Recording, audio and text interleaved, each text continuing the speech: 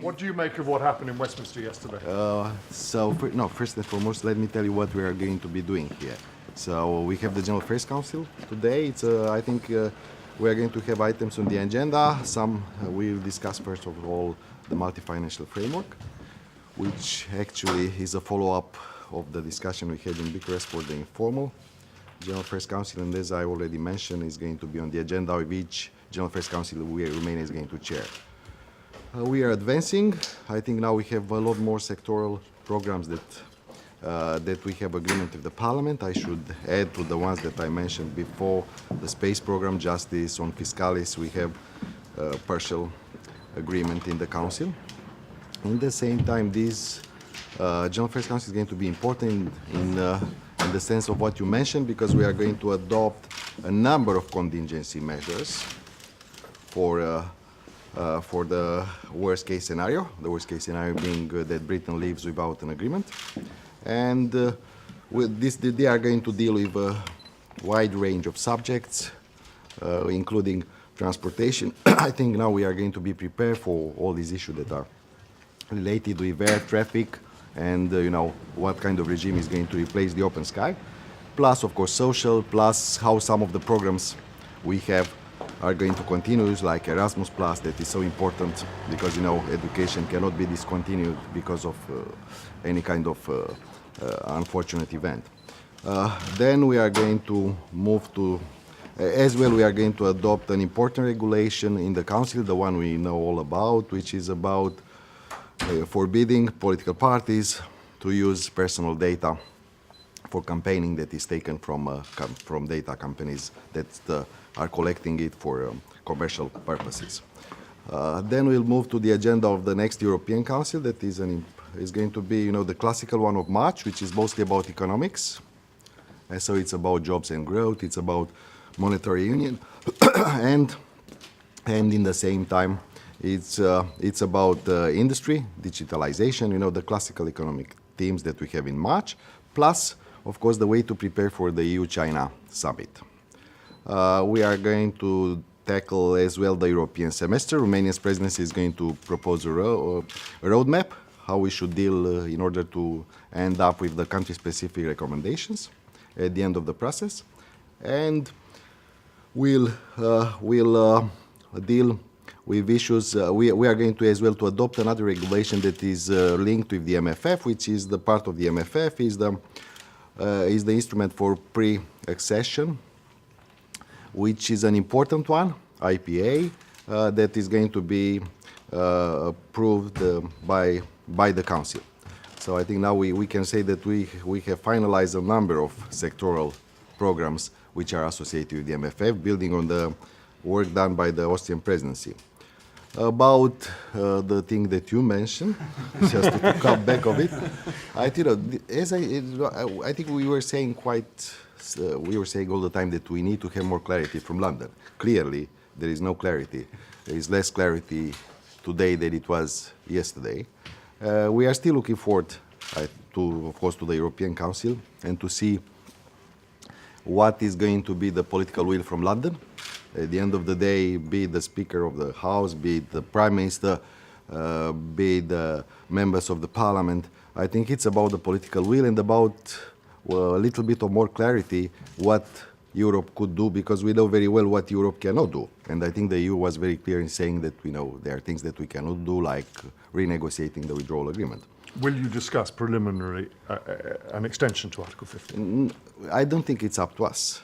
By the treaty is not for the General Affairs Council. We are going to have the General Affairs Council 50 just in a way to prepare the European Council. But of course, I think this, whatever is, as I mentioned, and if it's going to be the case and London will decide to ask for, then we have the proper venues to discuss and to deal with it, and the proper venue is the European Council, because at the end of the day, this is a decision that can be taken only by the European Council in that respect, and it has to be full consensus and has to be a decision of the European Council. Of course, the Romanian presidency is ready to help and assist any kind of thing that is coming from London. But first of all and foremost, at this moment we are not very clear. Are you preparing different extension scenarios, like a short-term and a long-term extension scenario? This is up to the discussion of the leaders because it's going to be based on the motivation. You know, if you ask for something, whatever you ask for, you have to say for what you ask. This is where the political will is.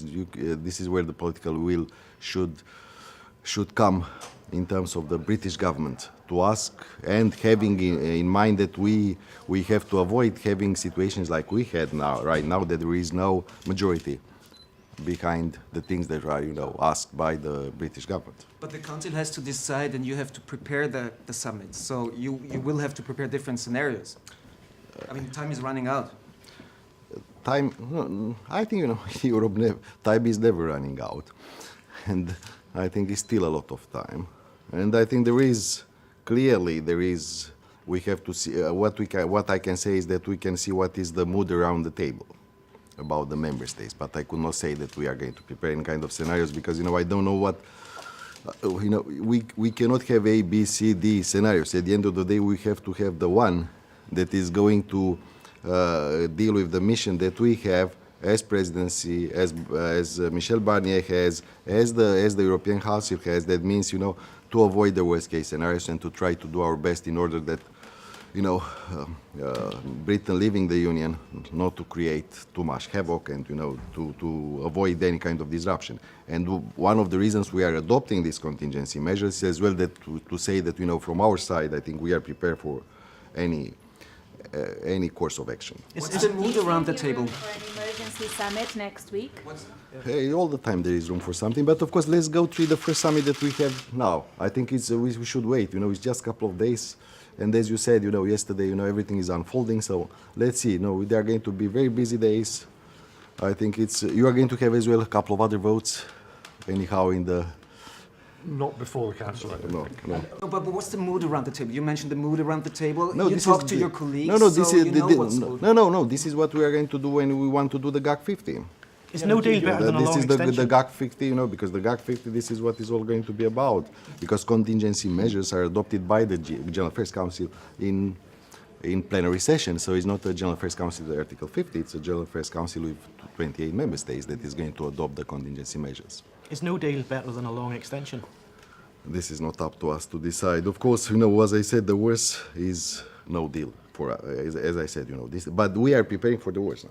This is, you know, something that as well Europe is doing. But for clearly, no deal is not something we'd like to see. Nobody would like to see, and this is we have to do our best to prevent. But as I said, inside what we already have done, because we have done a lot by agreeing on the withdrawal agreement, by agreeing on the political declaration. But how do you feel today, before the meeting? How do you feel the mood around the table? You have contact, and it's divided, it's united, it's... No, as I mentioned before, we don't have clarity. You know, I think the mood is, I cannot be pessimistic or optimistic as long as I don't know on what. You know, the biggest issue right now is that it's getting more foggy. I think after yesterday, it's even more foggy. So, you know, there are some scenarios that could be taken into account that are not anymore, you know, or tomorrow we could, the British Parliament could come back with something, but there is no clarity. I think I cannot discuss being skeptical or optimistic as long as I don't know on what. Thank you. Pentru presa din România, vă rog. Da, deci asta e Mai agenda. pic în limba română? Da. Puțin mai aproape, te rog. O secundă, vă rog să mă aranjez și eu. Deci agenda este continuarea discuției pe bugetul multianual. Deci vrem să capitalizăm la întâlnirea de la București, care a fost întâlnirea Consiliului Afaceri Generale la nivel informal pe care am organizat-o noi în România, și o parte din concluziile de acolo să le regăsim la partea formală, pentru că numai în partea formală putem adopta decizii. Putem zice că partea de programe sectoriale avansează foarte bine, a zice, deci se adaugă în fiecare zi un anumit număr de programe care sunt închise. În același timp vom avea decizii prin vot, dar deja există majoritate calificată, există chiar unanimitate de planul de contingență. Deci, în același timp ce ne pregătim în plan național, președinția română dorește să se asigure că suntem pregătiți la nivelul Uniunii Europene pentru ideea unui hard Brexit. Sunt măsuri importante care vizează transportul aerian. Să nu uităm că, odată cu ieșirea Marii Britanii, practic, legăturile aeriene trebuie să fie supuse unui regim juridic care ar fi trebuit negociat și astea sunt măsuri unilaterale pe care Uniunea Europeană le adoptă ca să poată să permită în continuare schimburile și să poată să permită zborurile aeriene. De asemenea, sunt lucruri importante legate de sistemul de asigurări sociale, iarăși pentru cetățenii britanici, dar bineînțeles la care Uniunea Europeană are o așteptare foarte clară